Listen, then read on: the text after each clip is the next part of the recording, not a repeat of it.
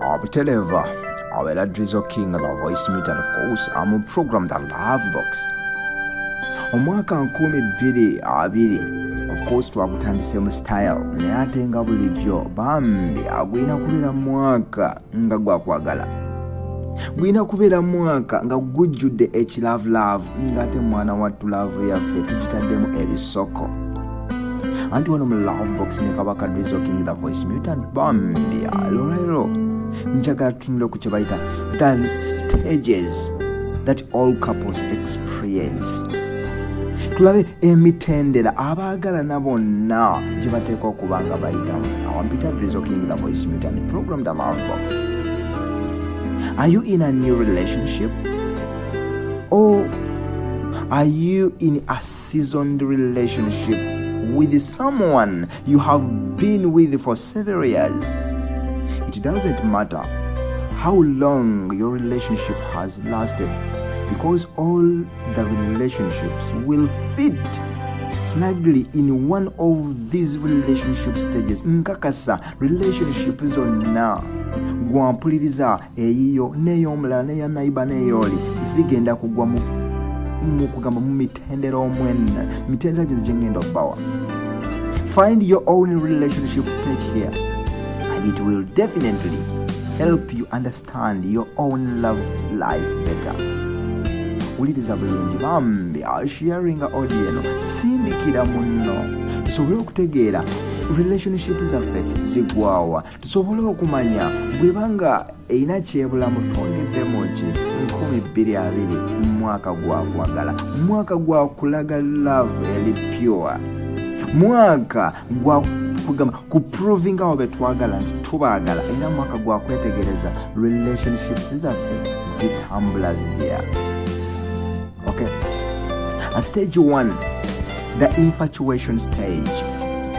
This is the first stage in every relationship. This is the first stage. It almost always starts with an intense attraction and an uncontrollable urge to be with each other. Both of you may be intensely sexually attracted to each other, or both of you may just love the cuddles and each other's company.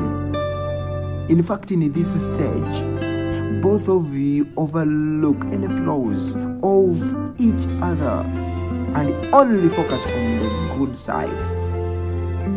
Awo nno bambi abayimbi baguyimbako kati nga mwana muwala yagamba gunyuma bwe guba gutandika. Kano ke eno ye stage wowulira nga munno bambi ne bw'abanga ayonoonye empewo gamba nedda pepita ayonoonye empewo katungulu keekawunye. Oh my goodness.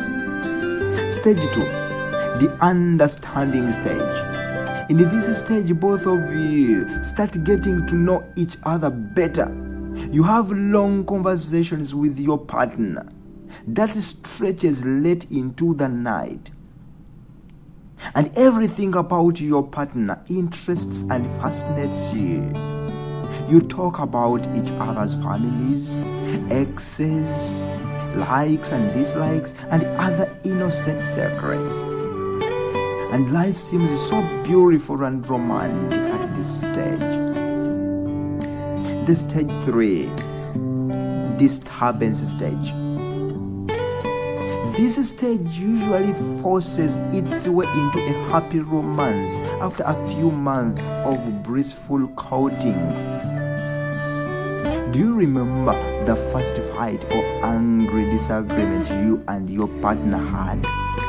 Okyabijjukira ebiseera ebyo bwe mwafuniramu okuyomba kyokka nga mukyali mukuwa naye ne mufuna kugamba obutabanguko obutonotono obwo obusooka nga mukyali mukwano gutandika naye ate mulinamu disagreements. That is the disturbance stage. For the first time ever in the relationship, both of you confront each other over a conflict. Temusobola kutambula kaseera nga temufunyemu ka conflict. Wakiri wabaawo akasonga akatinitini kemuvaako. Even though it is sorted out quickly, neera kaaliwo. Buli omu kati jjukira mu relationship yo ojja kulaba nga kyenjogerako kituufu, mwali mufunyemu akantu ako. Stage 4, the opinion maker. In this stage, both of you create opinions about each other. As the months pass by, both of you know what to expect from each other, and you make an assumption about your partner, commitment towards the relationship. When these opinions and expectations about your partner differ now and then in real life, it can either leave you in fact, it can either leave you joyful, or it can leave you actually excited, okay? Or it can leave you depressed. In fact, at this stage, you don't expect your man to buy you flowers, but he does. You feel that excitement, that joyful excitement.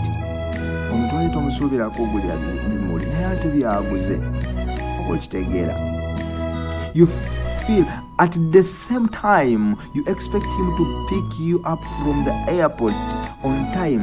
For example, but he arrives an hour later because he forgot all about picking you up. Bw'osuubira ku ssaawa 7 ez'emisana, for example nga arrival yo ya ssaawa 7 ez'emisana atuuka ku ssaawa 8. Olw'ensonga yabadde yabyerabidde, it depresses you. Stage eno sometimes ebeeramu being joyful, excited, oba being depressed. This is the opinion maker stage.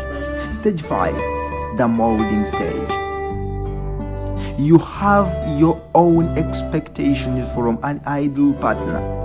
And in this stage, both of you try hard to mold each other to fit your own wants in a perfect partner. This stage is a lot about give and take. And both partners constantly try to subtly convince each other to change their behavior towards their relationship. This is a power struggle and one that can end the relationship if both partners are domineering. Okay? Eno ye stage esobola okusaanyawo omukwano singa mukwegamba partners mubeera arrogantly understanding your relationship. If you take things arrogantly, relationship esobola okusaanawo. Okay? Stage 6, the happy stage. If the relationship survives past the molding stage, both of you may have changed equally for each other and understood each other's expectations in this stage. The relationship cruises along perfectly and both of you may be blissfully happy with each other. Almost always, this is the stage when both of you feel like a perfect match. You may even decide to get engaged or get married. This happy stage is also the stage of attachment, when both of you truly feel connected to each other and loves each other intensely. Stage 7, the stage of doubts. Stage 7 is a stage of doubts. It's been several years since both of you have been in a relationship with each other, and somewhere along the way, doubt starts to creep in. The intensity of doubts depends on how happy both of you are in the relationship. You start to think of your past relationship.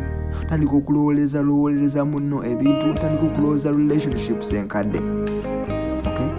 Stage 8, the sexual exploration or burst stage. The sexual exploration, or also burst stage. This is the stage when your sex life starts to play a pivotal role.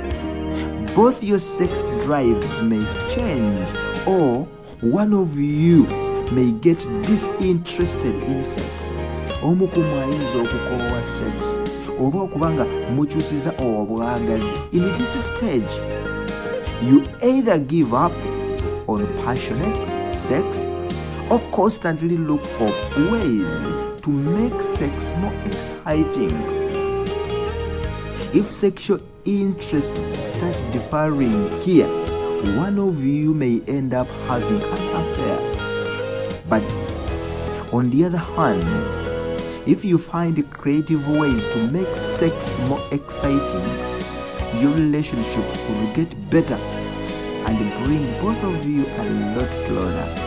Banange eno stage ya bulabe nnyo wewe nali mu love bambi wegendereze the sexual exploration or bust stage ujegendereze nnyo wano mukyusa omukyala ayinza okubanga bambi mu stage eno yakowa sex kyokka kyo omusajja ayagala nnyo nekireetera omusajja okubanga ayenda ebbali naye ekyokukola kyangu nnyo muyiye obukodyo gwakooye yiye obukodyo olabe nga list ate kugamba sex omufuula mukwano gwo mubeere nga mwena muli kurengi yemu mu bwagazi. Stage 9. In stage 9, it's the last stage. That's why we call it the stage of complete trust.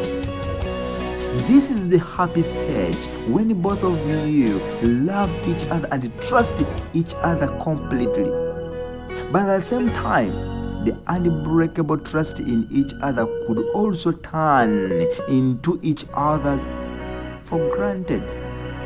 Sobola okukyuka into taking each other for granted. In this stage, both of you know the direction of the relationship and both of you are completely happy with each other and find it easy to predict each other's behavior and decisions. Kekana kaseera wotunulira muno n'omanyi nga kati nono baby akyuse baby wange agenda ayononeka because omumanyi you can predict. But with the stability in love comes the urge to take each other for granted. As pleasant as this final stage of love may be, it is still no excuse to take each other lightly or stop appreciating each other. Because love is an intense emotion that can be rekindled by anyone else at any time if you fail to express your romance to your lover. Wankubadde mutuuse mu kaseera kano naye bw'olemerera okutuukiriza obuvunaanyizibwa bwo era bambi laavu ekyasobola okusana okubanga laavu esobola okwegamba okuddamu okuddizibwawo n'omuntu omulala naddamu n'agikuma buto ne weesanga ng'omuntu abadde akwagala abadde akuweeweeta abadde akusiima abadde akusuuta nga bambi akabiri tebazzeemu ne bakakolereza ewalala. Mugimanyi example nkakasa 2020 mugimanyi example eyaliwo 2019 twafuna enkyukwe mu relationships. If you are in a relationship for a while, you may have expressed all or most of these relationship stages. And if you are still in a young love, don't let the dark side of this relationship stage scare you. Bubanga bambi gwokyali muto mu relationship tokkiriza bino okumala mu maanyi. Okay? Ezo ze zibadde stages mu relationship, and I'm so sure mwena abawuliriza abadrizo okunyira kwasimita ndi nkakasa zijja bayamba mu relationship yamu. Thank you for listening. Bambi sharing aka audio kasindikireko ne muno asobola okubanga afunamu ekyokuyiga. It's a love box program that Drizo King the voice mutant bambi akumata kumira mpera.